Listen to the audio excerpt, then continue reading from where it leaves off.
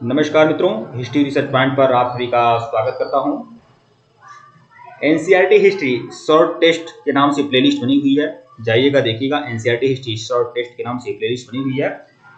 NCERT history class 12 भारतीय इतिहास के कुछ विषय, एनसीईआरटी हिस्ट्री क्लास 12 भारतीय इतिहास के कुछ विषय, और चैप्टर का नाम है किसान जमींदार एवं राज्य। किसान जमींदार एवं राज्य, ये आपका चैप्टर का नाम है और इस चैप्टर को हम बहुत ही अच्छे तरीके से कंप्लीट करते हैं। किसान जमींदार एवं राज्य, इसमें आप लोग को शॉर्ट टेस्ट भी मिलेंगे और अति लघुत्तरीय प्रश्न भी मिलेगा। प्रश्न 1 देखिएगा, अकबरनामा की रचना किसने किया था? तो अकबरनामा की रचना अबुल फजल ने किया था। प्रश्न 2, आईने अकबरी कितने भागों में विभाजित है? आईने अकबरी जो है, देखिए अकबरनामा जो है वह 3 भागों में, ठीक है, अकबरनामा, और तीसरा जो खंड है वह है आईने अकबरी। और आईने अकबरी कितने भागों में विभाजित है? तो 5 भागों में आईने अकबरी है। प्रश्न 3 देखिएगा, 16वीं और 17वीं सदी के दौरान हिंदुस्तान में कितने प्रतिशत लोग गांव में रहते थे? तो 16वीं और 17वीं सदी में 85% जो लोग थे वह गांव में रहा करते थे। प्रश्न 4 देखिएगा,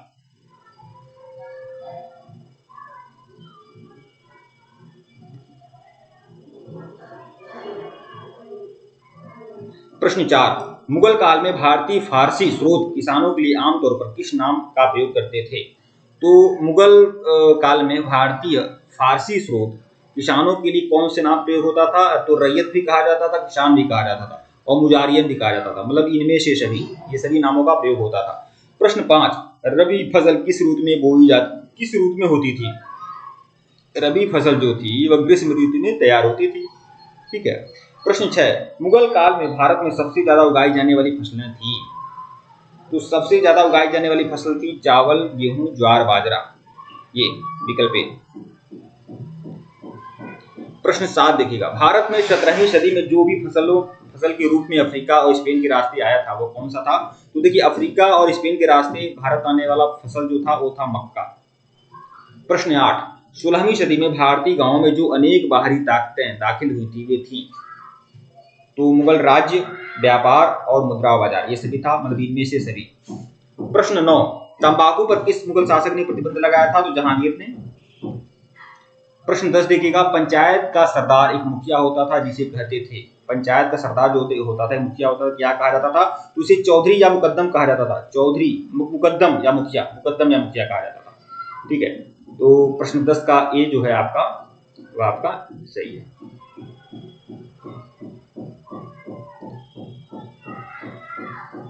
प्रश्न 11, अकबर का वित्त मंत्री कौन था? तो अकबर का वित्त मंत्री टोडरमल।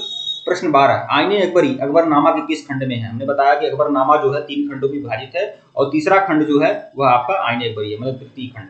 प्रश्न 13, मुगल कालीन ऐतिहासिक स्रोत में शामिल थी? मुगल कालीन ऐतिहासिक स्रोत में क्या शामिल था? ऐतिहासिक स्रोत में क्या शामिल था भैया? ऐतिहासिक ग्रंथ भी शामिल था, सरकारी एवं गैर सरकारी दस्तावेज भी शामिल थे, कुछ क्लास में बनी इमारतें और स्मारक भी शामिल था, मतलब इनमें से सभी। प्रश्न 14 देखिएगा, आईने अकबरी के अनुसार सिंचाई वाले क्षेत्रों में वर्ष में कितनी फसलें होती थी? तो 3 फसलें होती थी, 3 फसलें। प्रश्न 15 देखिएगा, तंबाकू का सेवन सर्वप्रथम किस मुगल सम्राट ने किया था? तो तंबाकू का सेवन जहांगीर ने किया था सबसे पहले, ठीक है। अति लघुत्तरीय प्रश्न देखेंगे जो बहुत ज्यादा महत्वपूर्ण है। पटवारी किसे कहते थे? पटवारी गांव की जमीन या प्रत्येक किसान द्वारा जोते जाने वाले खेतों, फसल के प्रकारों और बंजर भूमि का हिसाब किताब रखता था। तो पटवारी जो था लेखपाल ही था, लेखपाल को ही पटवारी कहते थे, तो पटवारी का वही काम था, ठीक है, राजस्व विभाग का। प्रश्न 2 देखिएगा, खुदकास्ट या पाहीकास्ट किसे कहते हैं? तो देखिए यह बहुत इंपॉर्टेंट है, खुदकास्ट किसे कहेंगे? खुदकास्ट उस गांव की जमीन, खुदकास्ट जो था उसी गांव की जमीन पर खेती करता था जिस गांव में वह रहता था। पाहीकास्ट किसे कहते हैं? दूसरे गांव में जाकर भाड़े पर जमीन लेकर उस पर खेती करता था, उसे हम पाहीकास्ट बोलते हैं। प्रश्न 3 देखिएगा, जिन्स ए कामिल के अंतर्गत कौन सी फसल आती थी?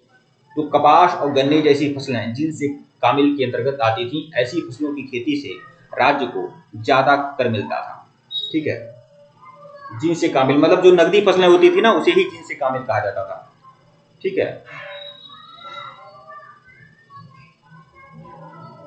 अकबरनामा की रचना किसने की थी? तो अकबरनामा की रचना करने वाले कौन था? अबुल फजल था। और अकबरनामा 3 खंड में विभाजित है। तीसरा जो खंड है वही आईन अकबरी है। तो देखिए अकबरनामा की रचना मुगल सम्राट अकबर के दरबारी कवि अबुल फजल द्वारा की गई थी। यह 3 जिल्दों में बटी हुई है, ठीक है। और तीसरा जिल्द जो है आईन अकबरी है। और आईन अकबरी भी कितना जिल्द में बटा हुआ है? 5 जिल्दों में बटा हुआ है। प्रश्न 5 देखिएगा, 17वीं सदी में कौन सी फसलें, फल और सब्जियां विदेशों से भारत आई? बहुत ही ज्यादा महत्वपूर्ण है। देखिए मक्का, टमाटर, आलू, मिर्चा, अनानास, पपीता, ये सभी जो चीजें हैं वो विदेशों से भारत आई थी, ठीक है। प्रश्न 6 देखिएगा, आईन अकबरी कितने भागों में विभाजित है? आईन अकबरी 5 भागों में विभाजित है। खुद अकबरनामा 3 भागों में विभाजित है। तो तीसरा खंड आपका आईन अकबरी है और आईन अकबरी खुद 5 खंडों में विभाजित है। इसके पहले 3 भागों में प्रशासन का विस्तृत विवरण है। चौथे और 5वें भाग में धार्मिक और साहित्यिक परंपराओं का उल्लेख है। प्रश्न 7 देखिएगा, मुगल काल में किसानों के लिए किन शब्दों का प्रयोग होता था? मुगल काल में किसानों को क्या कहा जाता था? रैयत कहा जाता था, खुदकास्ट कहा जाता था, मुजारियन कहा जाता था और पाहीकास्ट कहा जाता था। ये सभी नामों का प्रयोग होता था। प्रश्न 8, पायक कौन थे? देखिए पायक वे लोग थे जो जमीन के बदले सैन्य सेवा देते थे। मतलब जमीन लेकर जमीन के बदले सैन्य सेवा देने वाले जो होते थे पायक होते थे। और असम के अहोम राजाओं के अपने पायक होते थे। मतलब असम में एक अहोम राजवंश था, वहां पर पायक मौजूद थे जो जमीन लेकर सैन्य सेवा देते थे, ठीक है मित्रों। वीडियो को लाइक और चैनल को सब्सक्राइब करेगा, टेलीग्राम को बिल्कुल ज्वाइन करेगा, लिंक डिस्क्रिप्शन में दिया गया है। अगर इससे पहले का वीडियो नहीं देखे हैं तो प्लेलिस्ट में जाइएगा, एनसीईआरटी हिस्ट्री शॉर्ट टेस्ट के नाम से प्लेलिस्ट बनी हुई है, जाकर देखिएगा। और हमारे ऑफिशियल व्हाट्सएप नंबर पर मैसेज कर सकते हैं भैया, अगर आप लोगों को एनसीईआरटी का कंप्लीट कोर्स चाहिए तो, ठीक है। पूरा नोट्स, पूरी टेस्ट सीरीज आप लोग को मिल जाएगी, पूरा लेक्चर्स वीडियो की पीपीटी नोट्स मिल जाएंगे। और फिर वो भी इसका फीस केवल 1499 रखा गया है, वो भी 1 ईयर सब्सक्रिप्शन के साथ में। TRE 3 का, 4 का, TGT का, PGT का, KBS का, NBS का, MRS की वैकेंसी आई है उसका, TGT PGT का 1 ईयर तक सबकी तैयारी जबरदस्त तरीके से होगी, केवल 1499 रुपए की सीरीज में। धन्यवाद आप लोग को।